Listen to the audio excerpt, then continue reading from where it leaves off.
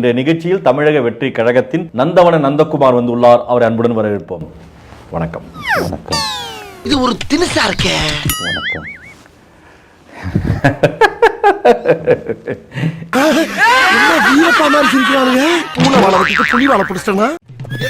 பஞ்சாயத்தடா முடிச்சு வச்சு நமக்காக அம்மட்டு போலும் பிள்ளை குட்டியோட வெயில்ல காத்து கிடக்குறாங்களே. சரிங்க, சிரிச்சா சிரிக்கணும், அதான் மரியாதை. இல்ல சிரிப்பா சிரிச்சிடக்கூடாதுல்ல. ஊரே ஒண்ணு சேர்ந்து காரி துப்புதுடா. நீங்க எல்லாம் யாரை கூப்பிட்டாலுமே உட்கார வச்சு அவங்கள வந்து கலாச்சிடுறீங்க. போன பொங்கலுக்கு நானு, இந்த சம்மருக்கு நீங்களா சாகுடா. ஆனா விஜயோட தாவேக கட்சியோட ஒரு ஆதரவாளரா என்னைய பல்பு அவங்க வைக்க முடியாதுல்ல. இந்தியாவிலே அறிவாளிங்க 2 பேர், ஒன்னு ஜிடி நாயுடு, இந்த தர்மலிங்க. நந்தவன நந்தகுமார் யாருன்னா இயக்குனர். எனக்கு தெரியும், என் கூட நீங்க பலமுறை நேர்காணல் உட்கார்ந்துருக்கீங்க. திடீர்னு பார்த்தா ஒரு மாற்றம். நீங்க அனில் குஞ்சுன்ற சரி தற்குறி விஜய் ரசிகர் ஆயிட்டீங்க. ரொம்ப குஷி. உங்களுக்கும் விஜய்க்கும் என்ன தொடர்பு? நீங்க உண்மையாவே விஜய் கட்சியில இருக்கிறீங்களா? என்னைக்காவது விஜயை பார்த்திருக்கீங்களா? விஜயுடன் பழகி இருக்கீங்களா? அவர் ஒரு நடிகர், நான் ஒரு இயக்குனர். கொண்டாடி உன்னை செருப்பால அடிச்ச கதையெல்லாம் நான் கேட்கல. தற்குறின்ற எனக்கு நக்கல்யா அவனுக்கு இல்ல, நான் என்ன கேள்வி கேட்டேன் புரியுதா உங்களுக்கு?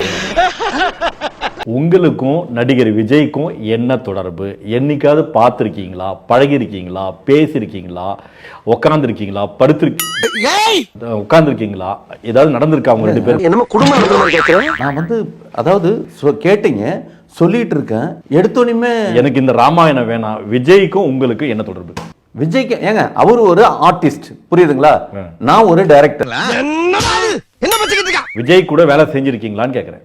அதைத்தானுங்க தலைவா படத்துல வேலை பார்த்தது தான். தலைவா படத்துலயா? அப்புறம் தலைவான்னு ஒரு படம் வந்ததுல. ஆமா ஆமா, அந்த படத்துல வேலை பார்த்தேன், அசோசியேட் டைரக்டரா வேலை பார்த்தேன். மூஞ்சிய பார்த்தா வெஸ்டர்ன் டாய்லெட் மாதிரி இருக்கு. கலெக்டர் வேலைய பார்த்துட்டு நான் வெளியில இருந்து விஜய் பார்த்தது வேற, உள்ளர போய் பாக்குறப்ப இவ்வளவு டேலண்டடா இருக்காரு. பாத்தீங்களா?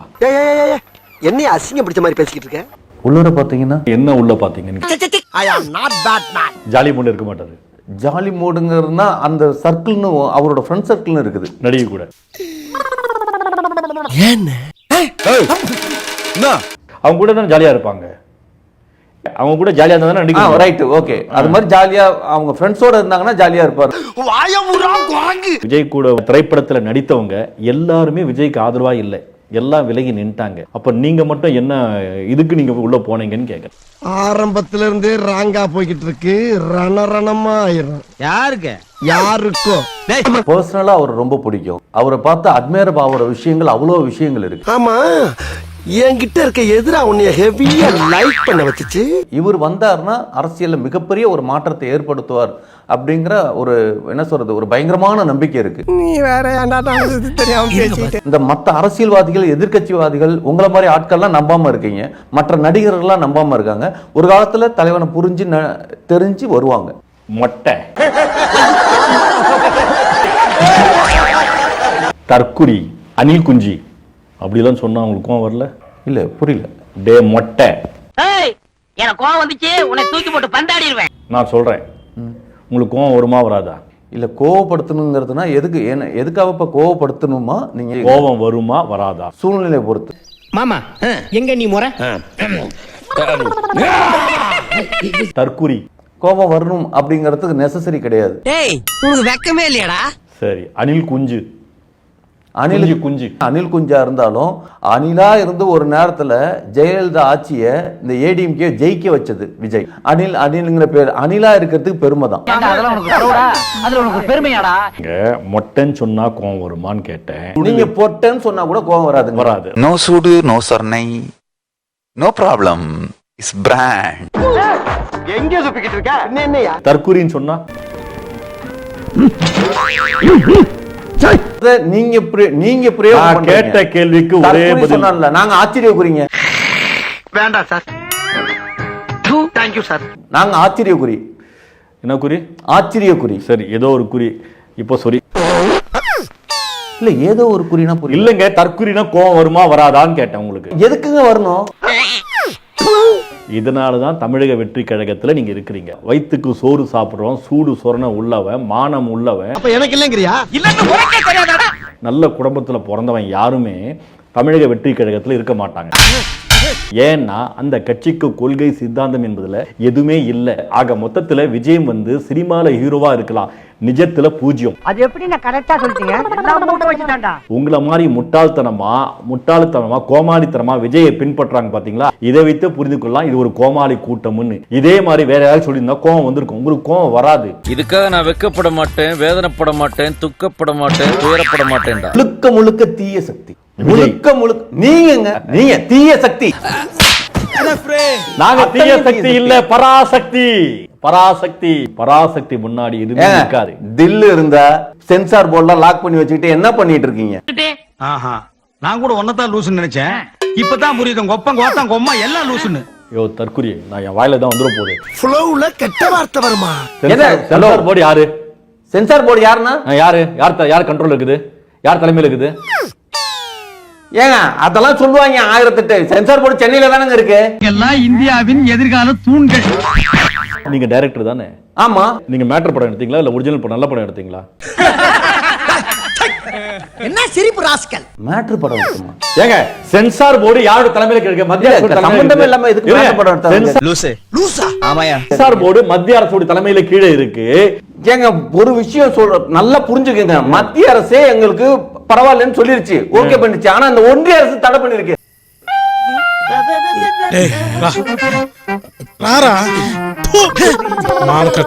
ஓ மத்திய அரசு கோர்ட்ல வந்துட்டு உங்களுக்கு பர்மிஷன் கொடுத்துட்டாங்க, நீங்க பண்ணுங்க அப்படின்னு. ஒன்றிய அரசு தான் சென்சார் போர்டுல தடை பண்ணுது. ஆமா. ஹலோ, என்ன கலாய்க்கிறீங்களா? உன் மூஞ்சி எல்லாம் நான் கலாச்சிட்டாலும் வாயில நல்லா வருது பாரு. நீ உண்மையாவே டைரக்டரா? நீ என்ன டைரக்டர்னா நான் படம் எடுத்து டே நைட்டும் படம் ஒரு யூடியூப்ல இருக்கு. தியேட்டர்ல 70 தியேட்டர்ல ரிலீஸ் பண்ண 2020ல. கெட்டவன்னு ஒரு மாசம் ஷூட்டிங் சிம்பு வச்சு எடுத்திருக்கேன். சிம்பு கிட்ட கேட்டு பாருங்க. ஓ வாரே வா கேடிவி வாயா. கூட்டத்துல செயின் எடுக்கிற மாதிரி மூஞ்சி வச்சு நீ செயின் வச்சு படம். பராசக்தி படம் பொழுதுபோக்கு களமாக இல்லாம இந்த சமுதாயத்தை பழுது பார்க்கும் களமாக உருவாக்கப்பட்டிருக்கு. அதனால விஜய்க்கு நடுக்கம் ஏற்பட்டுச்சு. தன்னுடைய கடைசி படம் வெளியே ஃபிளாப் ஆயிடுச்சுன்னா, அதுவும் சிவகார்த்திகேயன் எதிரில் ஃபிளாப் ஆயிடுச்சுன்னா தனக்கு அசிங்கம் அவமானம் சொல்லிட்டு கேவலமா கீழ்த்தரமான ஒரு அரசியல் செய்யறாரு. இதை உங்களை போன்ற அணில் குஞ்சுங்க நம்பிக்கிட்டு இப்போ துடிக்கிறீங்க. கதை சூப்பரா சொல்லிருக்கீங்க. நாங்க பயந்துட்டோம். இந்த பக்கம் அடிக்க, அப்பதான் பேலன்சிங்கா இருக்கும். ஏங்க எங்க தலைவனுக்கு முன்னால சிவகார்த்திகேயன் யாருங்க? என்னங்க பேச்சு பேசுறீங்க? கட்டன் தடி அந்த மஷ்ரூம் மட்டும் அடிச்சு சாவடிக்கிறேன். யார் தெரியுமா? சொல்லுங்க. யாரு சொல்லுங்க. யாரோ ஒருத்தரை காட்டி யாருங்கிறீங்க? இவரு கர்நாடகக்காரரு, புரியுதுங்களா? இவர் கர்நாடகத்துல 2 படம் எடுத்தாரு. 1 கோடிக்கு பட்ஜெட் தான் படம் எடுத்துக்கிறாரு. இப்ப அப்படியே ஜம்ப் ஆகிட்டு 500 கோடியில இந்த படம் எடுக்கிறாரு. இவர் யாரு? எனக்கு தெரியாதுன்னே சொல்றேங்க. எனக்கு தெரியாது அவர் யாரு. தெரியலன்னா செருப்பாலே அடிப்பண்டா, பைத்தியம் முடிச்ச நாயே. KVN வெங்கட் நாராயணன்.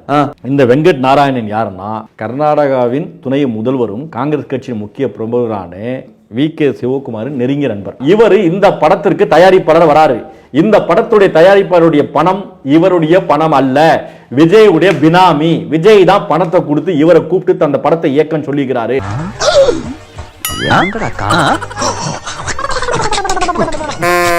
அதனால இவர் இந்த படத்தை இயக்கியிருக்கிறார். ஏன்னா இவர் இயக்கிய ஏற்கனவே படங்கள் எல்லாமே 1 கோடி பட்ஜெட் தான். அப்படிப்பட்ட நேரத்துல பினாமியாக வந்தவர் தான் வெங்கட் நாராயணன். அதெல்லாம் விட்டுருங்க, அந்த கதையெல்லாம் முடிக்கல. இந்த வெங்கட் நாராயணன் என்ன பண்றாரு, பாஜகவோட நெருங்கிய தொடர்பு உள்ள நிர்மல்குமாரை பயன்படுத்தி இந்த சென்சார் போர்டுடைய முக்கிய பொறுப்பில் இருக்கக்கூடிய இணையமைச்சர் இருக்கக்கூடிய எழில்முருகன் பேசி நம்முடைய படம் ஓடணும், இதுக்கு ஏதாவது தங்கு தடை காமிச்சாதான் அரசியல் செய்ய முடியும்னு சொல்லிட்டு ஏற்கனவே பாஜகவுடைய பினாமியாக செயல்படக்கூடிய விஜய் இதை ஏற்றுக்கொண்டதால் நிர்மல்குமாருடைய முயற்சியால் நீங்க நாடகம் நடத்துறீங்க. இந்த நாடகத்துடைய அரங்கேற்றம் தான் இப்போ நடந்து கொண்டு. ஐயோ, அங்க பார்த்துட்டு அப்படியே நம்மளை பாக்குறாங்களே கிரியாளா, உடம்பு இரும்பாக்கிக்கடா, அடமள ஆரம்பிச்சு வெளுத்து வாங்க போ. ஏங்க நீங்க என்னங்க சொல்ல வர்றீங்க?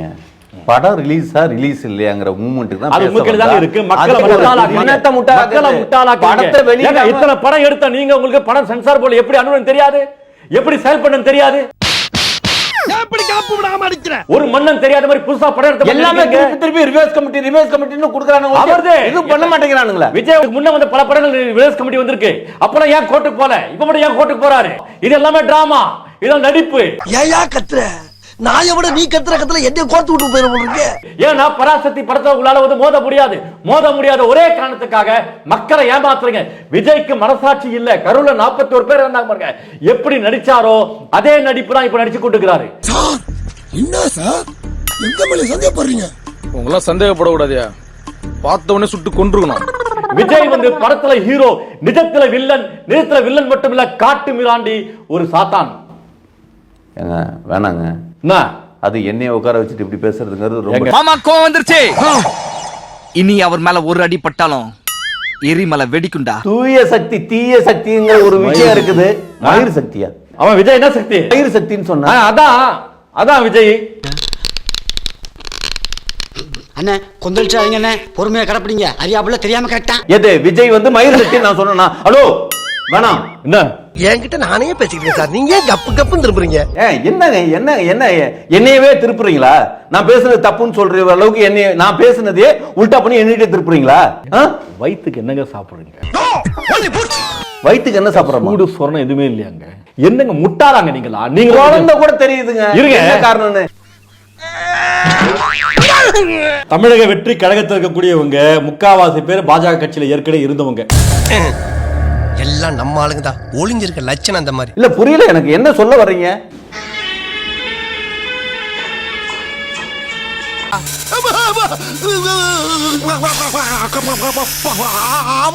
இப்ப எதுக்கு இத போடுறீங்க?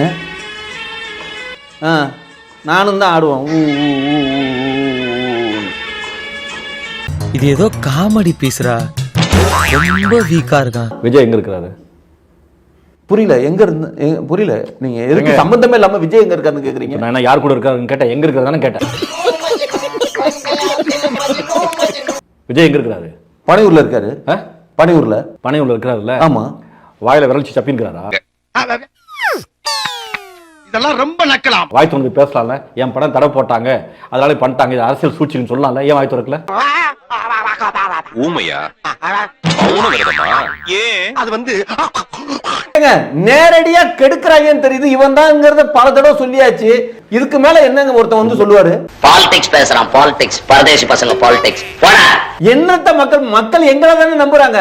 எங்களை நம்புறதுனால தானே அவ்வளவு பெரிய கும்பல்லாம் வருது. மக்கள் நம்பல, தற்கூரிங்க நம்புறாங்க, அணில் குஞ்சுங்க நம்புறாங்க. சரி, நான் கேக்குறேன். ஒரு பெண்மணி சொல்றா, எனக்கு என் புருஷனோட விஜய் தான் முக்கியம்னு. ஓகேவா? தப்பே இல்ல. என்ன அறிவு கேட்டவனே, சோத்த விட்டு லட்டி திங்க. உங்க பொண்டாட்டி சொன்னா? ஏன் பொண்டாட்டி சொன்னா ஒத்துக்குவீங்களா? ஒத்துக்குவீங்களா? என்ன ஓய் நாக்குல அளவு குத்துற மாதிரி திருன்னு முடிக்கிற? சரி, உங்க வீட்டுல சொன்னா? நாங்க என்ன தற்கூரியா? நாங்க நல்ல குடும்பத்துல பிறந்தவங்க.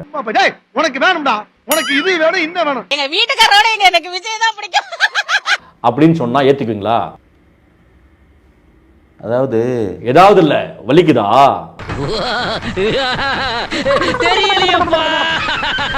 நல்ல குடும்பத்துல பிறந்தவங்க என்ன மென் பண்றீங்க?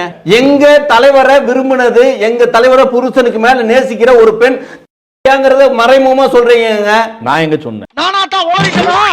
விஜய நேசிக்கிற ஒவ்வொரு பெண்களையும் நீங்க இழிவுபடுத்தி பேசிட்டு இருக்கீங்க. ஆமா, எடுத்துக்கங்க. விஜய வந்து உயிரா நினைக்கிற பெண்கள் இருக்காங்கல்ல. எதுக்கு உயிரா நினைக்கணும்? எதுக்கு உயிரா நினைக்கணும்? என்ன செஞ்சார் விஜய்? ஒண்ணும் பண்ணல. யாரையுமே போய் இவ்வளவு கிட்டத்துல பார்க்கவே முடியாது.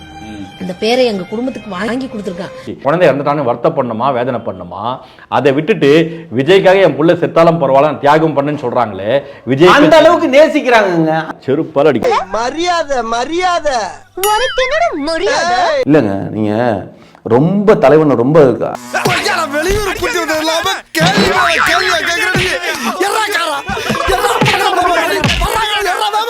ஒரு நிமிஷம் உங்க அண்ணியை காமிக்கிறேன்.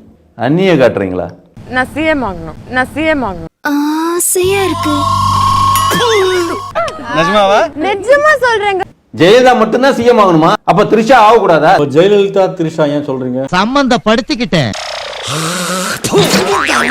ஏங்க நீங்க சொல்ல வர்றது எங்களுக்கு புரியாமலாம் இல்ல. வச்சிருந்தார்ல எம்ஜிஆர் ஜெயலலிதா வச்சிருந்தார்லங்க. அது மாதிரி எங்க தலைவர் வந்து விஜய் வந்து த்ரிஷா வச்சிருக்காரு. என்ன சொல்ல சொன்னா என்ன சொல்லிட்டு இருக்க? எம்ஜிஆர் ஜெயலலிதாவை கட்சியில வச்சிருந்தாரு, விஜய் கட்சியில வச்சிருக்காரு, திரிஷாவை எங்க வச்சிருக்காரு? இப்போக்கி பிரைவேட்டா வச்சிருக்காருங்க, அப்புறமேல அதிகாரப்பூர்வமா வச்சு பாருங்க. என்னடா சொல்ற? எதுக்கு நீங்க எம்ஜிஆர் கம்பேர் பண்ணீங்க? எங்க தலைவர் எம்ஜிஆருங்க. காரி மூஞ்சில துப்பத்துள்ள கூண்டு போய் உங்களுக்கு எல்லாம் வெக்கமே இல்லையா? என்னத்த வெக்க பண்ணும், எதுக்கு வெக்க பண்ணும்? சரி, எப்படிங்க நீங்க நந்தவன நந்தகுமார் பேரு உங்க பேரு, நான் அடிக்கிற நந்தகுமார், சரி எப்படி இப்படி மாறிட்டீங்க? அழுகுறான். ஏய் அழுவலடா. அது அழுவலையா? கண்ணீர் ஒழி பேண்ட்டுக்குள்ள போயிடுது, அழுவலன்ற. நல்லா தானங்க இருந்தீங்க. இதெல்லாம் கேள்வியா இருக்கு? இதோ பார், அறிவை மட்டும்தான் பயன்படுத்த வேண்டும், ஆயுதத்தை பயன்படுத்தக்கூடாது. முதல்ல இந்த கர்மத்தை தூக்கி கீழே போடுங்க. நல்லா இருந்தீங்க, அழுறீங்க, என்னவோ பண்றீங்க. கர்மம். அடிச்சார் அதிகப்படுத்துறீங்களடா. ஏய் அலப்படா, வாயில கை வை. ஊர் வர வரைக்கும் வரல எடுக்கணும். ஸ்டார்ட் பண்ணு.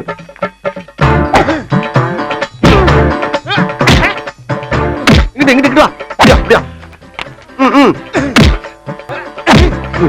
படைக்கலடி. மண்டல மட்டும் அடிச்சல, குலக்கேசல் உள்ள போயிருவேன். சரியா? உங்க வீட்டு பிள்ளையா நினைச்சு எல்லாரும் என்னை மன்னிச்சிருக்க.